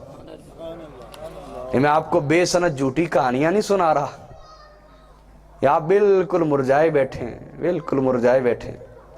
تاجدار ختم نبوت زندہ باد, تاجدار ختم نبوت زندہ باد, امام طبرانی نے اس حدیث کو بیان کیا المعجم الاوسط میں, المعجم الصغیر میں, حافظ ابو نعیم نے حلیۃ الاولیاء میں, حیثمی نے, امام سیوطی نے, ابن کثیر رحمہ اللہ, سب نے بیان کیا. وہ کہتے ہیں یا رسول اللہ آقا میں اپنی جان سے زیادہ آپ سے محبت کرتا ہوں, اور اپنے اہل و عیال سے زیادہ آپ سے محبت کرتا ہوں, اپنی اولاد سے زیادہ کرتا ہوں. وَإِنِّي لَأَكُونُ فِي الْبَيْتِ فَأَذْكُرُكَ حضور جب میں گھر میں ہوتا ہوں تو صرف آپ کو یاد کرتا رہتا ہوں, آپ کے خواب و خیال میں, آپ کے تصور میں رہتا ہوں. فَمَا أَصْبِرُ حَتَّى آتِيكَ اور حضور مجھ سے پھر رہا ہی نہیں جاتا یہاں تک کہ میں آپ کے پاس آتا ہوں, آپ کا دیدار کرتا ہوں, تب سینے میں ٹھنڈ پڑتی ہے. میں حدیث لفظ بلفظ حدیث پڑھ کے سنا رہا ہوں آپ کو. لیکن وہ کہتے ہیں یا رسول اللہ ایک چیز مجھے مار رہی ہے اندر سے. حضور نے فرمایا کیا؟ کہتے ہیں وَإِذَا ذَكَرْتُ مَوْتِي وَمَوْتَكَ عَرَفْتُ أَنَّكَ إِذَا دَخَلْتَ الْجَنَّةَ رُفِعَتْ مَعَ النَّبِيِّينَ أو رُفِعْتَ مَعَ النَّبِيِّينَ. اس نے کہا یا رسول اللہ ایک چیز مجھے مار رہی ہے. حضور نے فرمایا کیا؟ اس نے کہا یا رسول اللہ جب ہم اس دنیا سے چلے جائیں گے اور آپ جنت میں چلے جائیں گے تو آپ تو بڑی اعلیٰ منزلت کے ساتھ اور اعلیٰ درجوں کے ساتھ جنت میں نبیوں کے ساتھ ہوں گے. بھلا مجھ جیسا گناہگار کہاں آپ کو دیکھ پائے گا حضور؟ اس دنیا میں تو جیسے یاد آتی ہے دوڑتا آتا ہوں, آپ کا دیدار کر لیتا ہوں. حضور آنکھیں ٹھنڈی ہو جاتی ہیں, سینہ ٹھنڈا ہو جاتا ہے, آنکھیں روشن ہو جاتی ہیں آپ کے دیدار سے. آقا بس یہ چیز تکلیف دیتی ہے, سوچتا ہوں کہ جب جنت میں آپ ہوں گے تو آپ تو بڑے اونچے مقام پہ ہوں گے, کہاں آپ کا دیدار مل پائے گا؟ آقا علیہ الصلوۃ والسلام خاموش ہو گئے. حضور نے کوئی جواب نہیں دیا. حضور چاہتے تھے کہ اللہ جواب دے, اللہ جواب دے. تو اللہ تعالیٰ نے جواب دیا وَمَن يُطِعِ اللَّهَ وَالرَّسُولَ فَأُولَٰئِكَ مَعَ الَّذِينَ أَنْعَمَ اللَّهُ عَلَيْهِم مِّنَ النَّبِيِّينَ. اللہ نے آیت بھیجی, آقا نے فرمایا تمہارے لیے قرآن کی آیت نازل ہوئی ہے تمہارے سوال کے جواب میں. جی یا رسول اللہ کیا حکم آیا ہے؟ کہ حکم یہ ہے اللہ نے فرمایا ہے کہ جو بھی اللہ اور اس کے رسول کی اطاعت کرے گا اللہ اسے نبیوں کے ساتھ اٹھائے گا اور جنت میں بھی نبیوں کے ساتھ رکھے گا. اور اپنے انعام یافتہ بندوں میں اسے شامل فرما لے گا۔ آقا نے فرمایا ایسا نہیں ہوگا کہ کوئی مجھ سے محبت کرے اور جنت میں مجھ سے مل ہی نہ پائے۔ آہا، بلکہ کیا فرمایا؟ حدیث کو امام ترمذی نے بیان کیا۔ کس نے؟ امام ترمذی نے بیان کیا۔ حدیث کے راوی خود حضرت مولا علی ہیں، خود حضرت مولا کائنات مولا علی المرتضی کرم اللہ تعالی وجہ الکریم و علیہ السلام ہیں۔ حضرت مولا علی علیہ السلام فرماتے ہیں کہ میں نے علیہ السلام قصدن کہا ہے، ارادتن کا ہے، اپنے ارادے سے کہا ہے۔ سمجھ آ رہی ہے؟ زبان نہیں پھسلی میری، زبان نہیں پھسلی، اپنے ارادے سے کہا ہے۔ اس لیے کہ یاد رکھیں یہ محبت رسول جس طرح اللہ کی محبت رسول کی محبت کے بغیر نہیں ملتی، اس طرح رسول کی محبت بھی ان کے اہل بیت کی محبت کے بغیر نہیں ملتی۔ نعرہ تکبیر، نعرہ رسالت، نعرہ حیدری۔ آج اہل سنت میں اہل بیت کے گستاخ سنیت کا روپ دارے شامل ہو چکے ہیں۔ آل رسول کے دشمن نام اہل سنت کا استعمال کرتے ہیں اور اپنی تقریروں میں تھوڑا تھوڑا زہر بغض آل رسول کا دے کے جاتے ہیں، دے کے جاتے ہیں۔ ان کو پہچانیے، ان کو جانیے، یاد رکھیں اولادیں صرف آپ کو ہی پیاری نہیں ہیں، رسول اللہ کو بھی بڑی پیاری ہیں۔ آپ رسول کی آل اولاد سے تو بغض رکھیں، نفرت رکھیں، اس لیے کہ آپ کے پیر صاحب رکھتے ہیں، آپ کے خطیب صاحب رکھتے ہیں، جی آپ ان کے پیچھے چل کے حضور کے خاندان کی نفرت پالنے لگ جائیں تو یاد رکھیں اس خطیب اور پیر کا کوئی حصہ نہیں جنت میں۔ اگر آپ مرد ہیں تو جان لیں میرے آقا نے فرمایا، حدیث کو امام ابن ماجہ نے بیان کیا ہے، میں سند کے ساتھ بات کر رہا ہوں، جھوٹی روایتیں پیش نہیں کر رہا آپ کے سامنے۔ مجھے پتہ ہے محفلوں میں جھوٹی روایتیں سنا کے سبحان اللہ کی داد لی جاتی ہے، مجھے معلوم ہے، اس لیے میں باحوالہ بات کر رہا ہوں آپ سے۔ میرے آقا نے فرمایا نحنو بنی عبد المطلب سعادت اہل الجنہ، آقا نے فرمایا ہم عبد المطلب کی اولاد جنت کی سردار ہیں، ہم عبد المطلب کی اولاد جنت کی سردار ہیں۔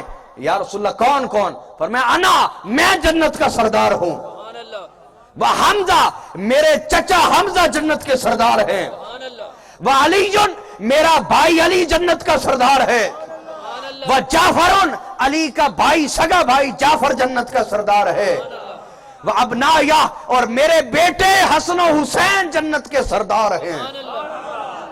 اگر آپ مرد ہیں تو آپ کو اہل بیت کی سرداری قبول کرنی ہوگی اس دنیا میں، اور اگر آپ عورت ہیں تو جانیے امام ترمذی، اور صرف امام ترمذی نہیں، اس میں میرے شیخ انہوں نے تحقیق پیش کی ہے، اس حدیث کے 100 سے زیادہ سندیں پیش کی ہیں جو میں پیش کرنے جا رہا ہوں، 100 سے زیادہ سند ہے اس حدیث کی۔ آقا نے فرمایا الفاطمہ سیدۃ نساء اہل الجنہ، فرمایا میری بیٹی فاطمہ جنت کی تمام عورتوں کی سردار ہے۔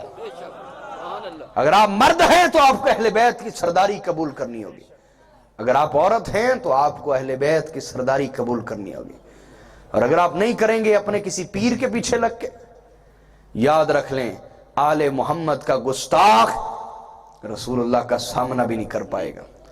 شفاعت تو بڑی دور کی بات ہے، یہ حدیث سنا رہا ہوں، امام حسن نے اس حدیث کو روایت کیا۔ آقا نے فرمایا الزموا مودتنا اہل البیت، یہ میں اہتمام سے یہ باتیں سنا رہا ہوں، اہل بیت کے دشمن سنیت کا روپ دار کے آپ کے اندر ہیں، نام صحابہ کا استعمال کرتے ہیں اور اہل بیت کی تحقیر کرتے ہیں اور بے ادبی کرتے ہیں۔ یہ پورا فرقہ ہے جن کو ناسبی کہا جاتا ہے، جن کو کیا کہا جاتا ہے؟ ناسبی۔ آج بڑے بڑے پیر ناسبیت کا پرچار کر رہے ہیں۔ ناسبیت، ناسبی کون سا فتنہ ہے؟ یہ نیا نہیں ہے، یہ صحابہ کے دور میں شروع ہوا۔ ناسبی وہ لوگ تھے کہ جو صحابہ کرام کو بطور آلہ استعمال کرتے، ٹول ڈھال استعمال کر کے اہل بیت کی گستاخیاں کرتے تھے، تاکہ لوگ یہ سمجھے یہ صحابہ کے بڑے وفادار ہیں، یہ بڑے وفادار ہیں صحابہ کے، نام وہ صحابہ کے استعمال کرتے تھے، اور گستاخی اہل بیت کی کرتے تھے. آج بھی آپ کے اندر یہ ناسبی لوگ موجود ہیں جو خود کو اہل سنت کہتے ہیں. اور میرے منہ سے علیہ السلام نکلا تو بات آگے چل پڑی. وہ یہ بھی بات کرتے ہیں یہ جو اہل بیت کے ساتھ علیہ السلام لگاتے ہیں یہ شیعہ ہیں. یہ بات کرنے والا اہل بیت کا اتنا بڑا دشمن ہے کہ آپ اس کو جانتے بھی نہیں ہیں. یاد رکھیں, اس کا بس نہیں چلا تو اس نے یہ بات کر دی. ان کا بس نہیں چلتا, کئیوں کا چلنا شروع ہو گیا, انہوں نے یزید زندہ باد کے نعرے سر عام لگا دیے. اب تو آپ کو پتا چلنا چاہیے نا کہ اہل سنت کے نام پر اہل بیت کا بغض پھیلایا جا رہا ہے. یہ کچھ دشمن اندر آ چکے ہیں, کچھ ناسبی اندر آ چکے ہیں جو بنو امیہ کے وفادار ہیں لیکن کھل کے بات نہیں کرتے, منافق ہیں. اگر آپ مرد ہی ہوتے تو کھل کے کہتے نا آپ بنو امیہ کے وفادار ہیں. ہم کھل کے کہتے ہیں کہ ہم آل رسول کے وفادار ہیں. کہیں نا کھل کے, ہم بول گئے آل رسول کے وفادار ہیں. کہیں ہم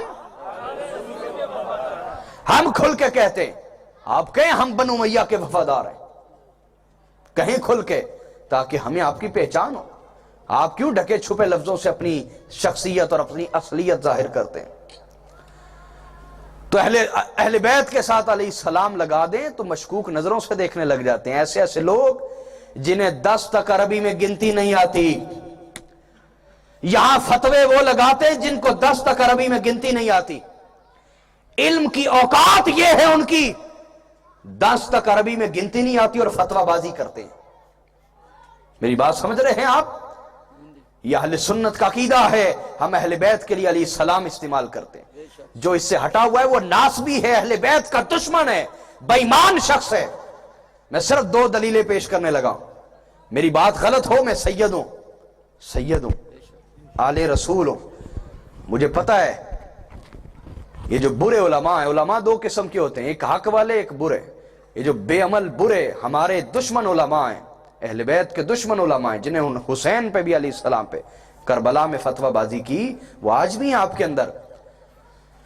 یزید اور اس کے خاندان کی باقیات کہتے ہیں ان کے اثرات, ان کی باقیات آپ کے اندر موجود ہیں.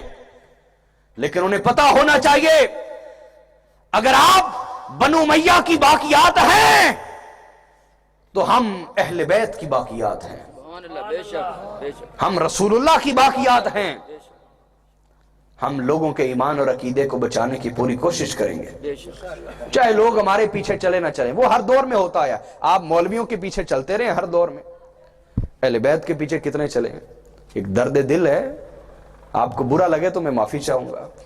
میری بات سمجھ رہے ہیں آپ دیکھیے, تلاش کیجئے, پوری صحیح بخاری شریف پڑھیے. میں اعتراض نہیں کر رہا, میں ایک ادنا سا اسٹوڈنٹ ہوں, امام بخاری کا ادنا خادم ہوں, لیکن ایک شکوہ تو دل میں پیدا ہوتا ہے. پوری صحیح بخاری میں امام جعفر صادق سے ایک بھی حدیث روایت نہیں کی گئی, اور امام بخاری جتنی بھی حدیثیں لائے ہیں وہ کسی نہ کسی حوالے سے اہل بیت کے شاگرد ہیں. میری بات سمجھ آ رہی ہے آپ کو؟ یہ کیا ہے؟ امام بخاری کی اہل بیت سے بغض اور نفرت نہیں ہے. اہل بیت, امام بخاری مجبور تھے کہ وہ دور ایسا تھا کہ باقاعدہ بنو امیہ اور بنو عباس نے اہتمام کیا تھا کہ اہل بیت کا نام کتابوں سے نکالا جائے, ان سے حدیث نہ لی جائے. کتابیں جلا دیتے تھے, علماء کو مار دیتے تھے. ایسے درجنوں واقعات ہیں میرے اس ذہن میں اور دل میں, میں آپ کو سنا سکتا ہوں لیکن میں موضوع سے نہیں ہٹنا چاہتا. امام بخاری اس حد تک مجبور تھے لیکن انہوں نے اپنے اہل بیت سے محبت ظاہر کی ہے. کیسے؟ صرف صحیح بخاری شریف پڑھیں, صرف صحیح بخاری پڑھیں. اہل سنت کون تھے میں ان کا عقیدہ بتانے لگا. صرف صحیح بخاری اور مسلم پڑھ لیں, درجنوں جگہ جب اہل بیت کا نام آتا ہے امام بخاری اور مسلم علیہ السلام لکھتے ہیں. کیا لکھتے ہیں؟ علیہ السلام لکھتے ہیں. اب جس کو بخاری اور مسلم وہ اہل سنت اچھے نہیں لگتے, اس کا مطلب اس کے اندر کوئی اہل بیت کی خرابی ہے کہ اہل بیت کے ساتھ علیہ السلام لگا دیں, اس کے اندر گڑبڑ شروع ہو جاتی ہے, اس کے دماغ میں کچھ چلنا شروع ہو جاتا ہے. میری بات سمجھ آ رہی ہے؟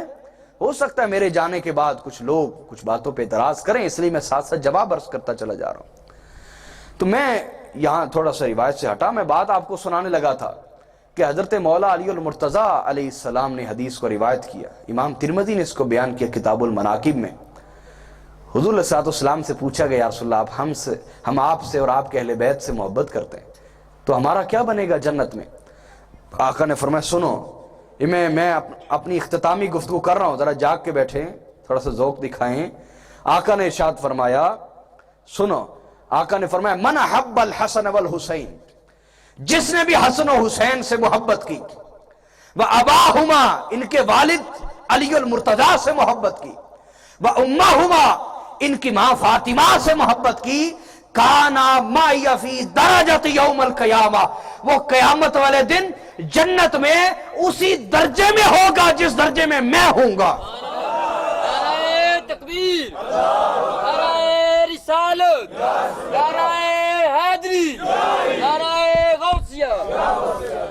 آقا نے فرمایا اہل بیت سے محبت کرنے والوں گھبرانا نہیں ہے، گھبرانا نہیں ہے۔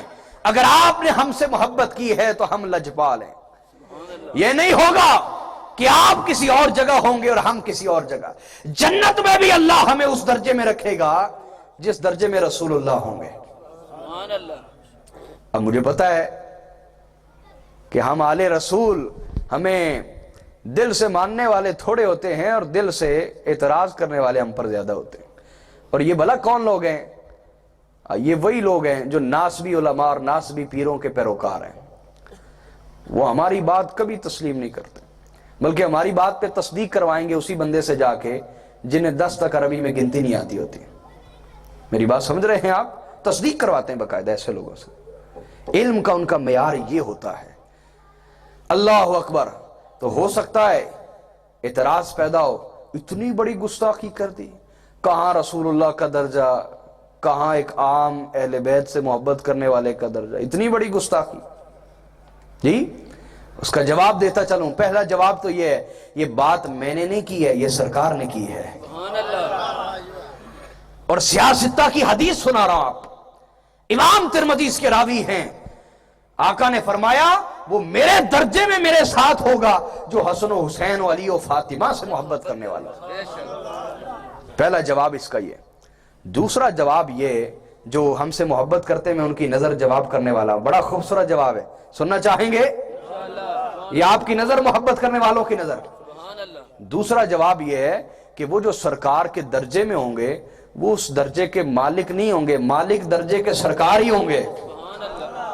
اس درجے کے مالک سرکار ہوں گے، لیکن چونکہ آقا اپنی اہل بیت کے بغیر نہ اس دنیا میں رہے نہ جنت میں رہیں گے، آقا اہل بیت کے بغیر نہیں رہیں گے، انہیں اپنے ساتھ جمع کر لیں گے، اور اہل بیت اپنے محبت کرنے والوں کے بغیر نہیں رہتے۔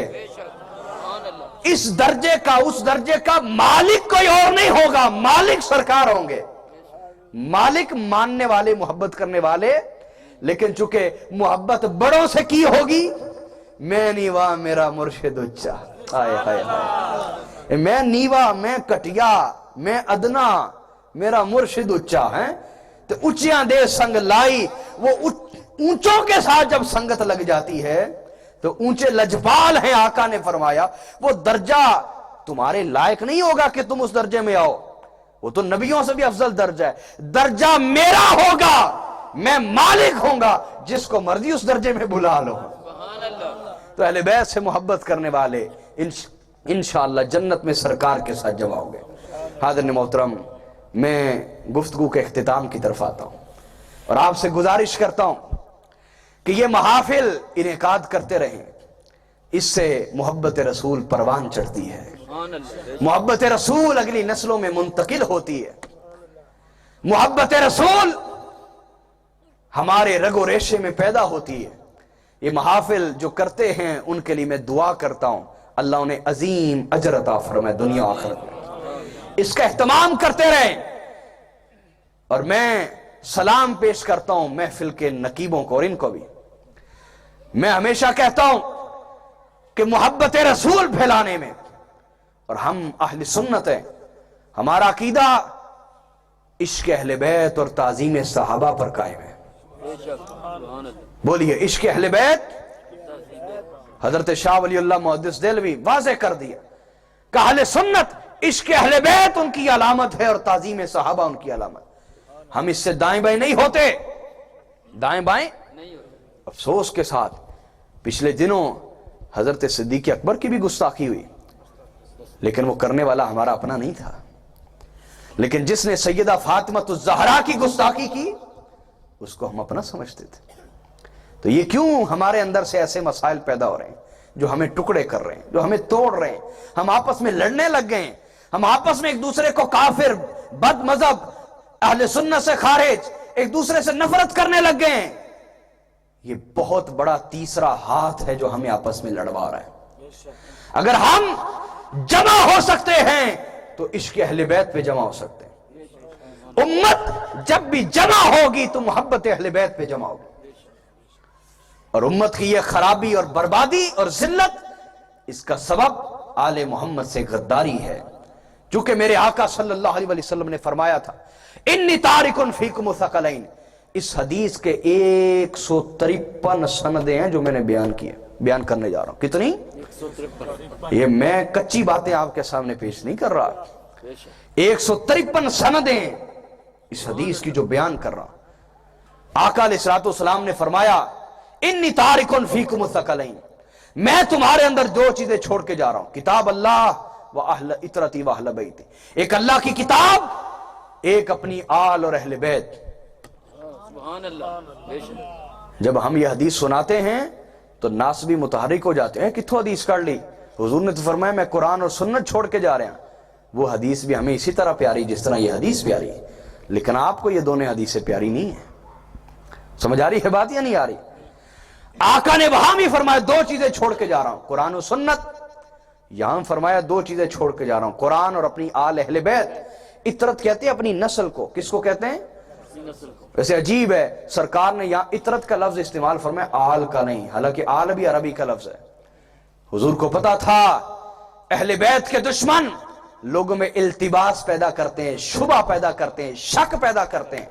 वो कहते हैं असी भी आल हां। समझ आ रही है? इसमें कोई शक नहीं कि सरकार अपनी तमाम उम्मत से बाप से बढ़कर मोहब्बत करते हैं।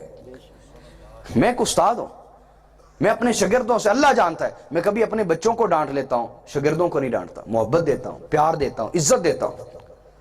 समझ आ रही कि नहीं आ रही? तो मैं उसी तरह प्यार करता हूं, अपनी औलाद की तरह समझता हूं।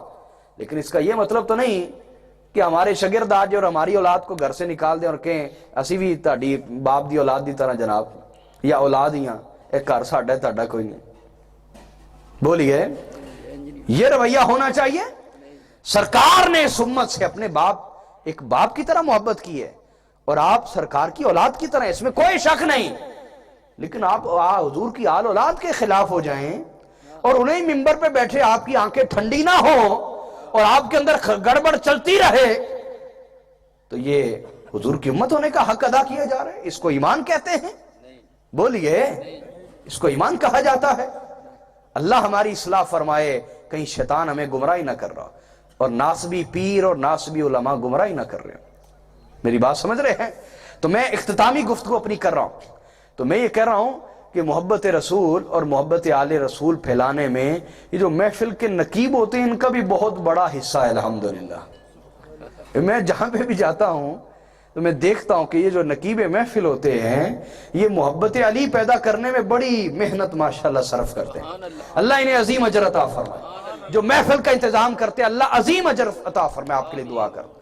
आखिर में मैं ये कहूंगा, मेरे भाइयों, मेरे बुजुर्गों, मेरे बच्चों, मेरे दोस्तों जो यहां बैठे, याद रखें जो मैंने गुफ्तगू की उसका खुलासा ये, हमें आज तौबा करनी है हुब्बे दुनिया से, अल्लाह की मोहब्बत दिल में पैदा करनी है। बोलिए अल्लाह की मोहब्बत। और जो अल्लाह का हुक्म होगा वो हम मानेंगे इंशाअल्लाह। मानेंगे ना?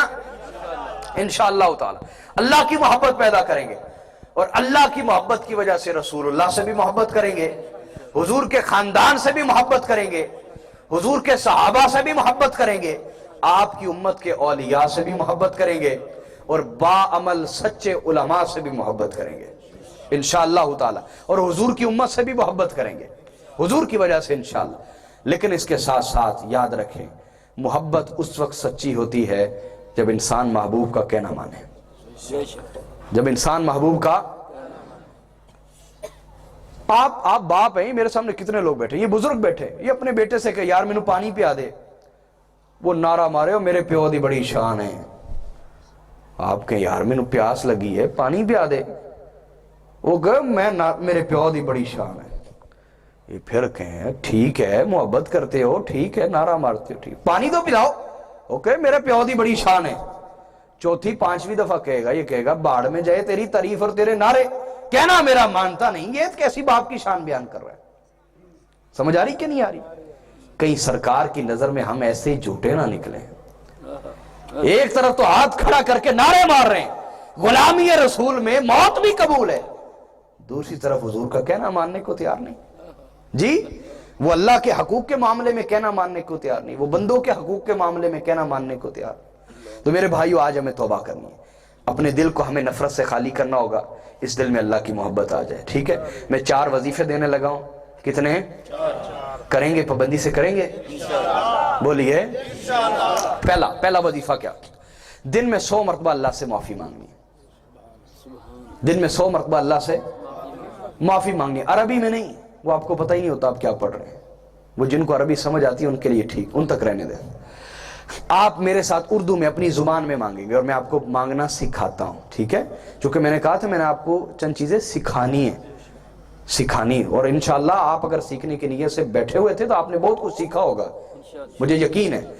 तो पहला वजीफा मेरे भाइयों 100 मरतबा अल्लाह से माफी। मेरे आका सल्लल्लाहु अलैहि वसल्लम फरमाते हैं ऐ लोगों अल्लाह से माफी मांगा करो, मैं दिन में खुद अल्लाह से 100 मरतबा माफी मांगता हूं।